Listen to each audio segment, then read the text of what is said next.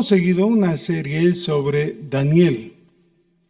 En Daniel hemos visto que todo el libro nos llevaba a través de un relato histórico hasta una revelación profética. La profecía tiene que ver con lo que Dios dice al presente en la mayor parte. Casi siempre, o muchas veces, la profecía tiene que ver con la actualidad del hombre. Es Dios hablando en medio de la realidad humana. ¿Ya? No tiene que ver necesariamente con el pronóstico del futuro. Esa es la menor parte de las veces. Pero a veces sí es. Y entonces Daniel cuenta que él, viviendo en el exilio, aunque toda su vida fue eso, y teniendo muchas comodidades porque era un cortesano de Babilonia, ¿no? En Babilonia primero y después en Persia también. Él no la pasaba mal, era un ministro del rey. Aún así, su corazón latía y sufría por lo que pasaba en Israel, especialmente por su ciudad santa, por la ciudad de Jerusalén. Atento a eso, Daniel escuchó de la profecía de las 70 semanas dada por Dios a través del profeta Jeremías y puso su atención en eso. Así que en el capítulo 9 se nos cuenta cómo él entró en un tiempo de retiro, ayunó, oró, se concentró en eso, pidiendo a Dios revelación. ¿Qué quiere decir todo esto de la profecía de las 70 semanas? Así que a la mitad del capítulo 9 del libro de Daniel, Dios le responde a Daniel y le dice: te voy a explicar de qué se trata esto de las 70 semanas. Las 70 semanas se pueden dividir en 3 grupitos irregulares. Una de 62 semanas, otra de una semanita y de 7 semanas. Bueno, esto es porque van a ser momentos diferentes también. Pero todo esto tiene que ver con el cumplimiento del propósito de Dios,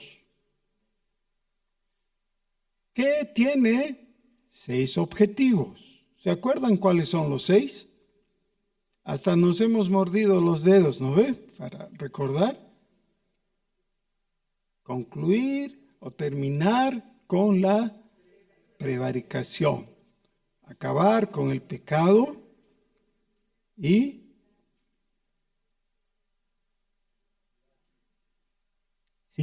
expiar la iniquidad, sellar la visión y la profecía. Y faltan 2. Sí, esa es la última, ¿no? El último objetivo, pero faltan.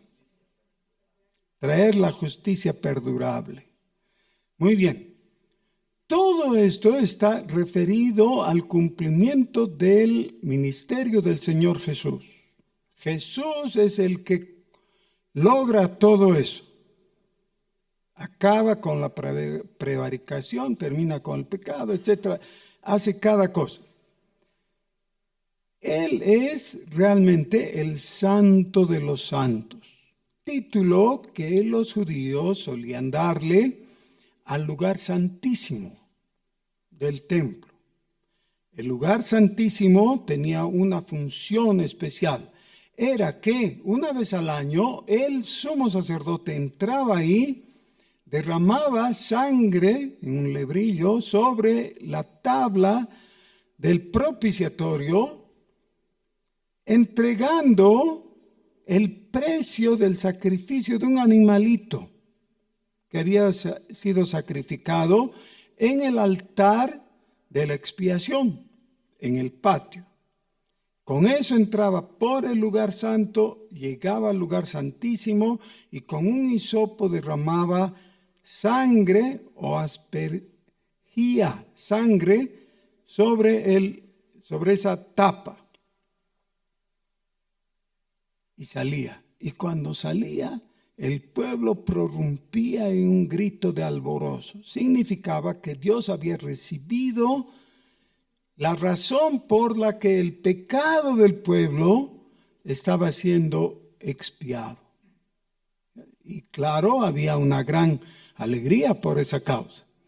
Eso se cumplía todas las veces, es decir, en las épocas en que el pueblo de Israel estaba viviendo en sujeción a la autoridad de Dios.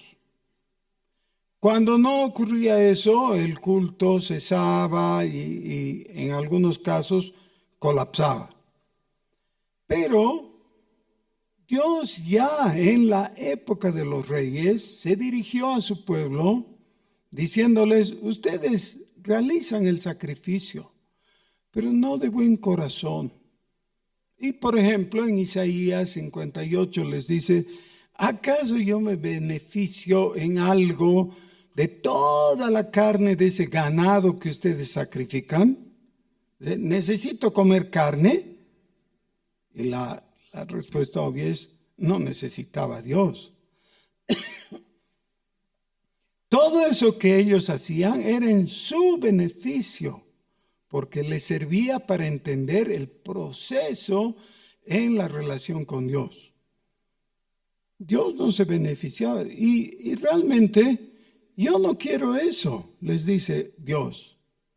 Lo que yo quiero es que en su corazón se arrepientan y cambien de conducta y empiecen a andar bien, que haya un cambio moral en su vida. Bueno, cuando llegó el tiempo en que Dios dijo: no va más porque este pueblo es inconstante y es rebelde, eso fue durante el gobierno del rey Manasés, casi al final. Dios dijo: ya no hay remedio, no hay arreglo, no hay forma, no pueden hacer nada. Y aquí terminó. Pero entonces corrieron 6 siglos todavía, más de 6 siglos, hasta que vino el Mesías. Ahora, durante ese tiempo, ¿qué es lo que pasó? Y necesitamos entender eso para poder entender el papel del Señor Jesús como el Mesías de Dios, cumpliendo la voluntad de Dios. Si no entendemos todo ese tiempo, siempre las cosas van a ser incompletas. La última parte de ese tiempo, hubo silencio profético. Dios ya no habló. Durante 2 siglos y medio todavía, después de Isaías, ¿no? Dios les habló, les explicó, les ayudó y todo, pero Dios permitió que volvieran a su territorio, a su ciudad, pero el pacto nunca pudo reeditarse. Habían elementos sueltos, pero la religión integrada, que era la religión del Antiguo Testamento, nunca volvió a ser. Siempre faltaba algo, estaba incompleto, era insulso y cada vez peor. Hasta que vino el Señor Jesús. Y el Señor Jesús desafió toda esa cáscara de apariencias de la religión judía y les dijo que debían ellos mirar a Dios y recibir los beneficios del nuevo pacto, del reino de Dios. El proyecto del reino de Dios se estaba instaurando porque el rey estaba viniendo, es decir, Jesús. Ahora, durante ese tiempo se desarrollaron ciertas organizaciones que trataron de suplir y de completar lo que le faltaba al viejo pacto. Nacieron como 400 y pico años antes de Cristo, nacieron los fariseos, que daban mucho énfasis a la ley, al cumplimiento de la ley, a una vida recta. Y nacieron los saduceos, que dieron importancia sobre todo al ritualismo, a hacer todas las cosas bien en el templo. Entonces los saduceos gobernaban en el templo, los fariseos estaban asentados en las sinagogas, cada uno pagado de sí mismo, creyendo nosotros tenemos la verdad, nosotros tenemos las escrituras, dijeron los fariseos. Pues nosotros tenemos el ritual correcto, decían los saduceos. El judaísmo en su conjunto tenía otros grupos, pero esos dos eran los principales. Todos esos grupos se oponían al Señor Jesús, porque el Señor Jesús era como una piedrita en el calzado de sus pies, que les estorbaba. ¿Por qué? Porque Él sí cumplía. Entonces todas las apariencias que ellos trataban de guardar se notaban como falsedad ante la luz que es Jesús. Por esta razón, el Señor tuvo que hacer señales o milagros para ser reconocido y que se den cuenta que el poder de Dios era real en su vida. Al final del capítulo 2, según hemos visto en el Evangelio según San Juan, el Señor Jesús, dice el texto, hizo muchas señales. Y los judíos, viendo las señales, creyeron en su nombre. Y aquí tenemos este dato que podría ser engañoso. No engañoso en cuanto a lo que la palabra está revelando, sino engañoso en cuanto a la conducta que seguían las personas. ¿Qué hacían? ¿Cómo actuaban? Dice que creyeron en sus señales porque eran incontrovertibles. Por supuesto, sí, hemos visto a un hombre que es ciego y de pronto el ciego ahora está viendo. ¿Qué podemos decir? Hay que aceptar, hay una señal milagrosa. Y lo mismo con el leproso, con el paralítico, etc. Dice que el Señor Jesús no se fiaba de estas personas. Porque esa fe, entre comillas, era una aceptación de algo que no se puede contradecir. ¿Ya? Miren, este salón tiene unas columnas. Yo le podría pedir a uno de los hombres fuertes que hay aquí, por favor, mueve esa columna un poquito. ¿Podrá? ¿No? Tal vez me diga, vamos a ignorarla. ¿Ok? Vamos a ignorarla. Pero resulta que yo quiero ver a el hermano Jaime Carrasana. Pero si estoy parado frente al micrófono, justo la columna está ahí, no podemos ignorarla. Es una realidad. Un fariseo que seguramente era consistente con sus aspiraciones de buena conducta, se dio cuenta que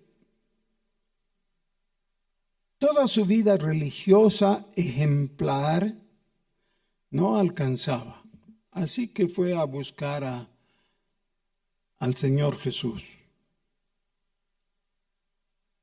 pero fue con cierto grado de vergüenza porque él era un gran fariseo, un hombre notable en su sociedad, y Jesús era un predicador itinerante.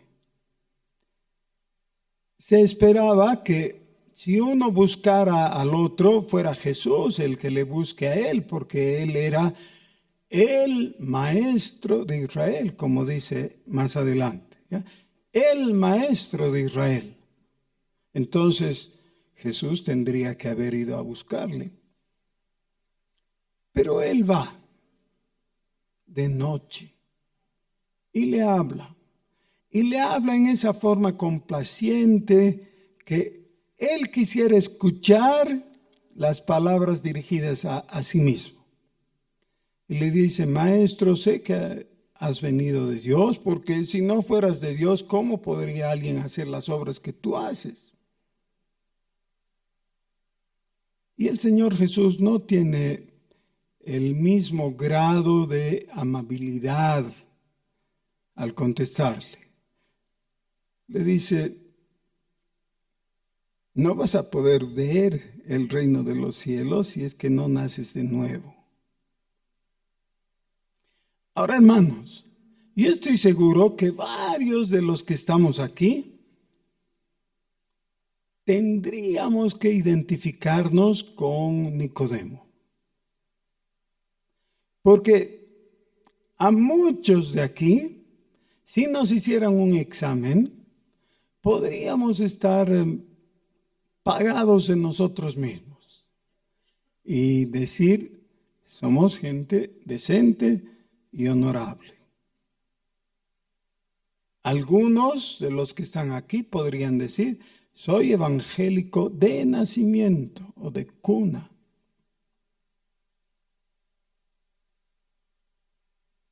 Nunca he farreado en mi vida. Yo podría decir eso. Y varios otros seguramente. Otros se jactarían de nunca haber adulterado. Y posiblemente todos los que estamos aquí podríamos decir orgullosamente: nunca he matado. ¿Sí? Ahora, este es el asunto.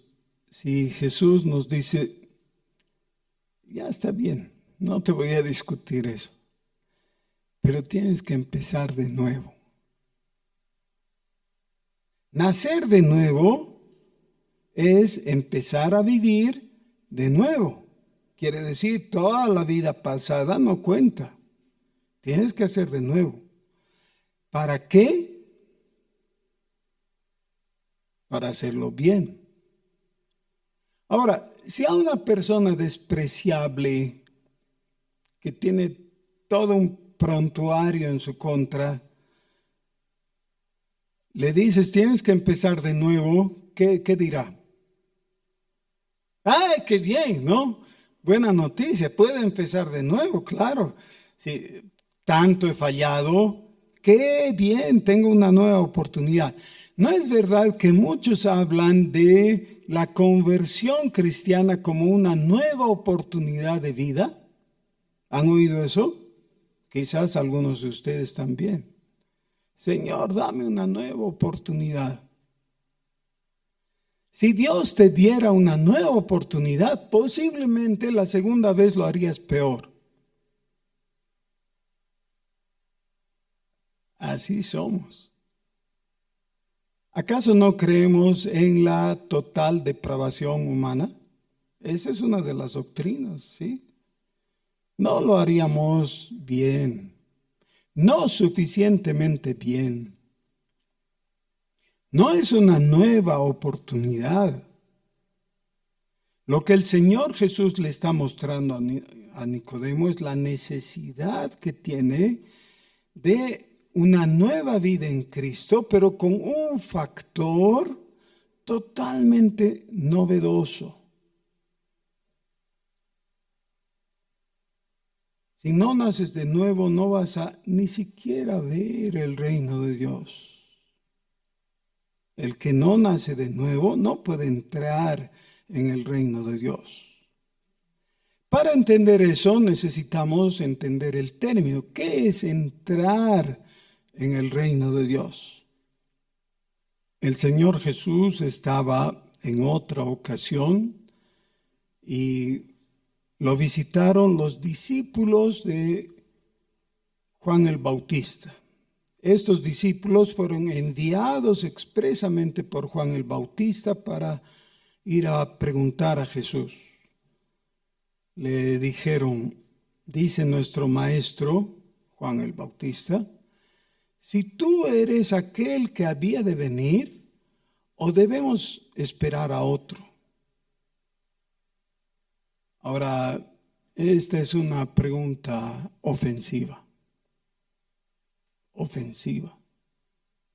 ¿Cómo le van a preguntar eso? ¿Acaso no fue Juan el Bautista el que apuntó con su dedo diciendo, este es el Corderito de Dios que quita el pecado del mundo?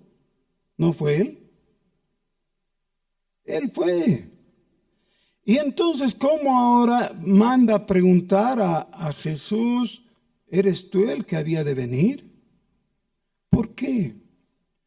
¿Saben que las circunstancias son como un lente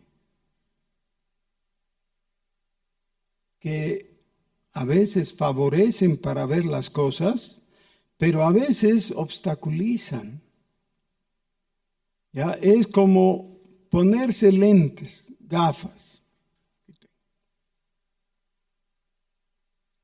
Pero ¿qué pasa si puse mis lentes sobre una capa de harina y esa harina se ha pegado un poquito a los lentes? ¿Qué pasará? Hace un par de años viajé a Cochabamba conduciendo. Al volver me tocó venir de más o menos por Patacamá, ya un poco más aquí, cuando estaba oscureciendo. Llegó el momento en que tuve que poner luces y puse las luces, pero no era suficiente, todo estaba así muy oscuro y casi no podía ver y temí seriamente, temí chocarme, porque no veía y claro, a la velocidad que hay que conducir en el altiplano, uno tiene que ver bien. Dije, parece que se han quemado las luces, hice juego de luces, pero no, me bajé, a ver, y las luces estaban bien. Entonces me di cuenta, estaba con gafas de sol. ¡Qué alivio, qué alivio! Te puedes sacar las gafas y ahora ya ves, claro. Las circunstancias que atravesamos pueden ser gafas totalmente empañadas. Eso le pasaba a Juan el Bautista. ¿Dónde estaba cuando mandó a preguntar si Jesús era el que había de venir? En la cárcel, oyendo los rumores que decían que Herodes iba a mandar a degollarlo. Rumores ciertos, porque así ocurrió. Lo degollaron. Claro, nadie está esperando su propia ejecución tranquilo y confiado, ¿no es cierto? Es para temer.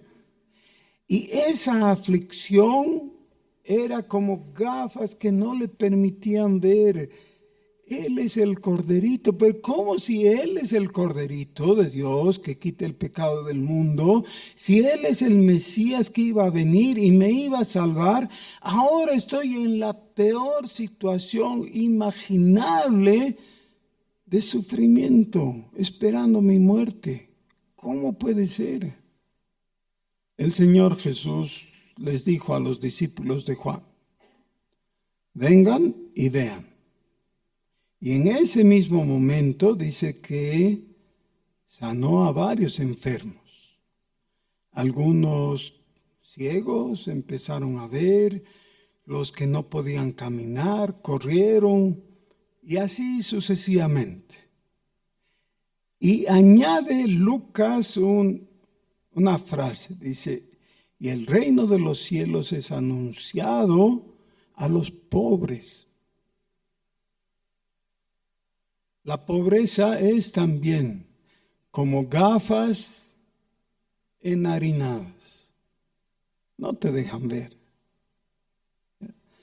El que no está en la situación del pobre va y le dice, pero ¿por qué no trabajas? ¿O por qué no haces tal cosa? O buscas y ya has mandado tu currículum y cosas así, ¿no?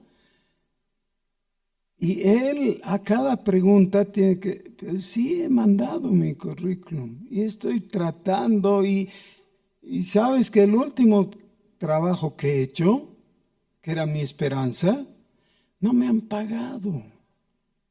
Me han estafado. No es que sea un flojo. Estoy pobre. Pero el reino de los cielos es anunciado a los pobres, dice. Ahora, veamos esto. El Señor Jesús les dice a los discípulos de Juan, vayan y cuenten a su maestro lo que han visto. ¿Qué es lo que está ocurriendo? El reino de los cielos es anunciado a los pobres. ¿Y qué le dice a Nicodemo? Si no naces de nuevo, no vas a poder ver el reino de Dios o el reino de los cielos.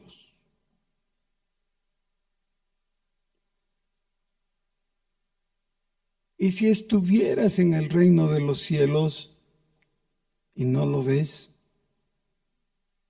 o si estás al lado del reino de los cielos y no entras, no está hablando de lo escatológico, no está hablando del cielo como morada eterna o algo así, no.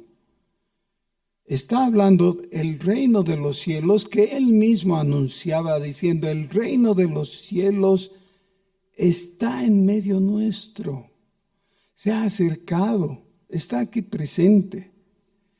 El caso es que no das el paso. ¿Por qué? Miren, a veces nos metemos en un esfuerzo de gran dificultad, ignorando el camino sencillo que nos lleva a la solución del problema.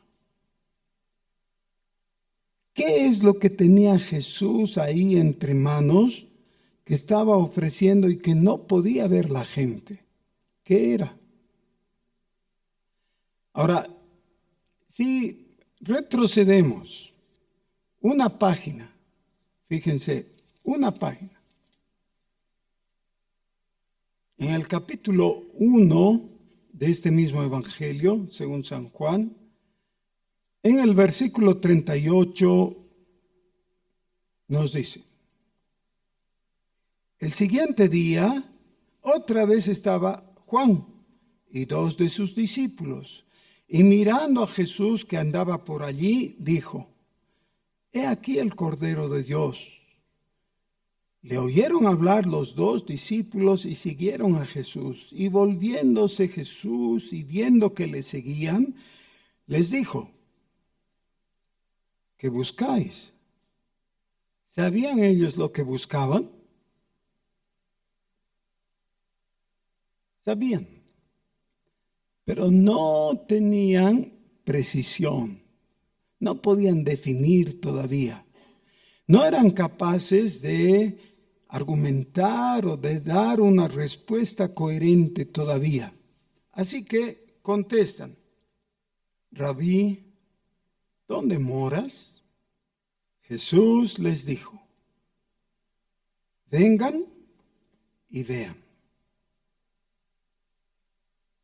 Fueron y vieron dónde moraba y se quedaron con él aquel día porque era como la hora 10. Quiere decir, ya era tarde para caminar de noche.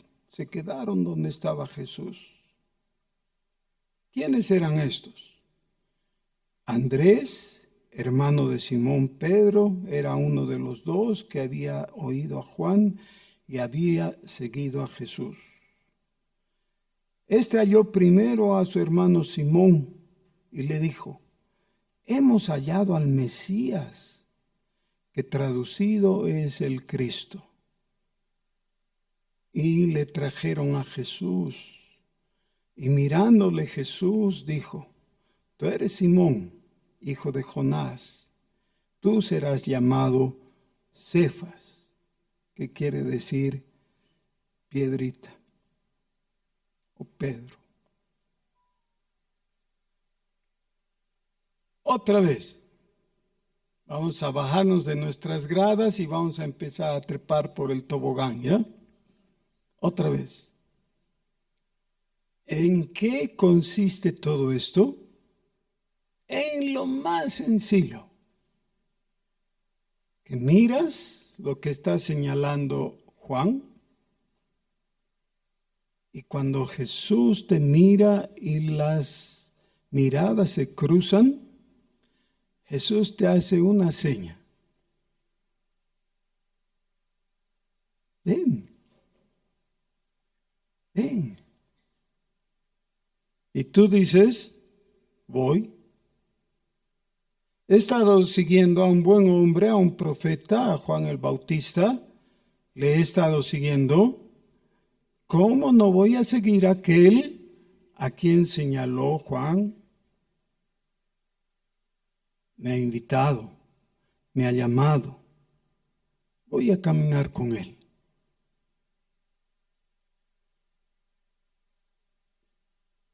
¿Qué es el cristianismo? Sí, caminar con Jesús, seguir a Jesús, reconocerle en la realidad en que estás viviendo. ¿Es fácil? Es muy sencillo. Es caminar con Él, nada más. Fácil no es.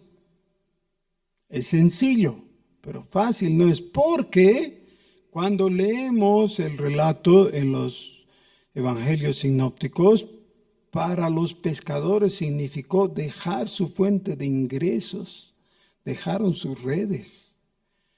2 de ellos dejaron a su padre y el negocio familiar que tenían. Dejándolo todo, le siguieron, dice tanto Lucas como Mateo. Dejaron todo. Podrían haber dicho: Señor, un ratito, me voy a cargar mi red porque no la voy a dejar ahí tirada, ¿no? Tengo que llevar mi red. No, no necesitas tu red, porque ahora vas a pescar hombres, no más peces, hombres. Pero primero tienes que aprender a caminar conmigo. Siempre que no sea una falta de respeto, les ruego que tomen la mano de la persona que tienen al lado. Tomen su mano. Y si se extraña de que le tomes la mano y te dice: ¿qué te pasa? Le dirás: ven, vamos a caminar con Jesús. ¿Qué tal? Vamos a caminar con Jesús. ¿Saben qué? Esa es la forma más sencilla, pero más perfecta de la evangelización. Muchas veces se hacen planes y cosas bien complicadas, raras y todo para evangelizar. Y los que hacen eso, les felicito, sigan nomás, no estoy en contra. Prefiero a los que hacen que los que no hacen, ¿no? Pero en la forma más simple es tomarle la mano a alguien y decirle: Vamos a caminar con Jesús. Solo que esta forma de evangelizar es imposible si tú mismo no vas a caminar con Jesús. ¿Cómo le vas a decir a otro, vamos a caminar con Jesús, y tú no caminas? ¿Qué es eso? Es una burla. No. Ahora, si tú no eres el que agarró la mano, sino a ti te agarraron, ahora cambia el asunto. A ti que te agarraron, ahora tú agárrale al otro y dile, vamos a caminar con Jesús. Vamos. ¿Saben qué? En el relato que tenemos aquí, que es coincidente realmente con los otros, hay algo que me encanta. Me trae como una tibieza al corazón, o mejor un calorcito para que no digan que soy tibio. Y es ver que fueron hermanos los que, es decir, fueron esos primeros creyentes que buscaron a su hermano en la carne. Y le dijeron, hemos hallado al Mesías. Bien, vamos. Miren, el gran Pedro en realidad fue cosecha de Andrés, su hermano. Andrés lo llevó ante Jesús. ¿Y qué le dijo? Hemos hallado, ven, ven. La palabra importante en la evangelización es esta, es un imperativo, es el verbo en imperativo. Ven, ven a Jesús. ¿Por qué estos pudieron tener tanto éxito? Porque Andrés fue a Pedro y le dijo, ven, hemos hallado al Mesías, y se lo llevó. ¿Y por qué no tenemos el relato de Pedro? Dice, no molestes, qué viejo, que te has vuelto un fanático. Que no. No, Pedro va. ¿Por qué?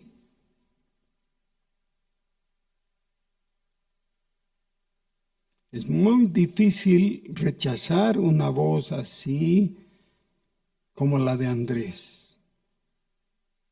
¿Sabes qué? Nos hemos quedado con él en la noche. Y Él tiene palabras de vida.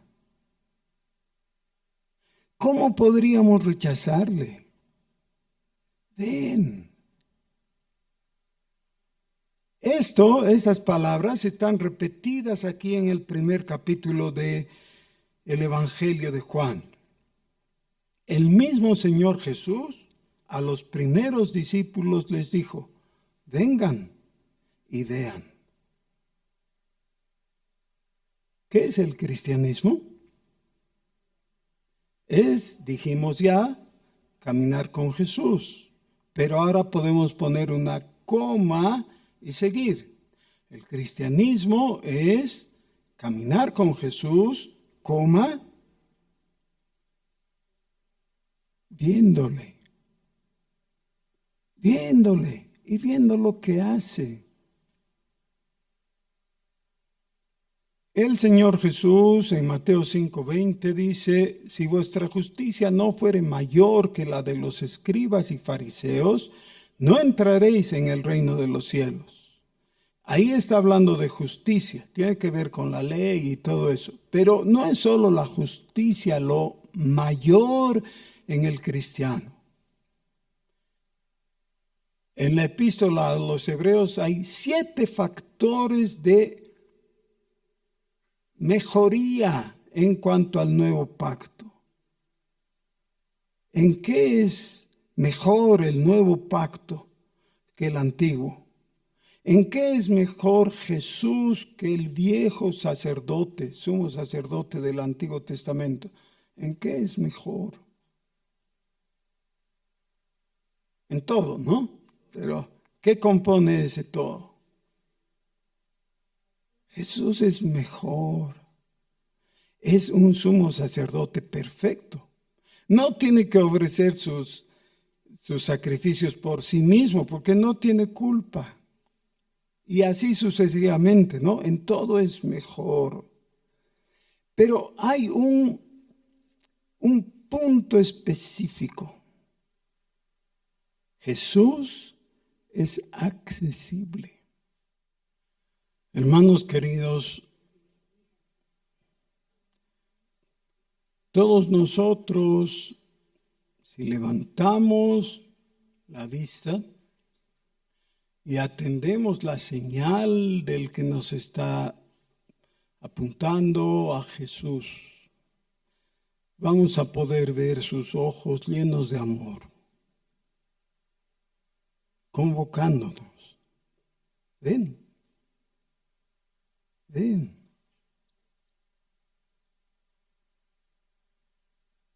El problema es que hemos convertido en el cristianismo en algo que nos pone como sujetos que dice, ve a Jesús. Y Jesús siempre está en otro lugar. El llamado es, ven a Jesús. Estoy con Jesús, por eso te puedo llamar.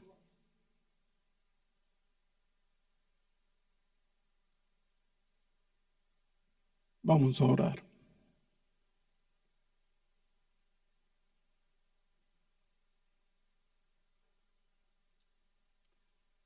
Señor nuestro, te agradecemos porque nada puede interponerse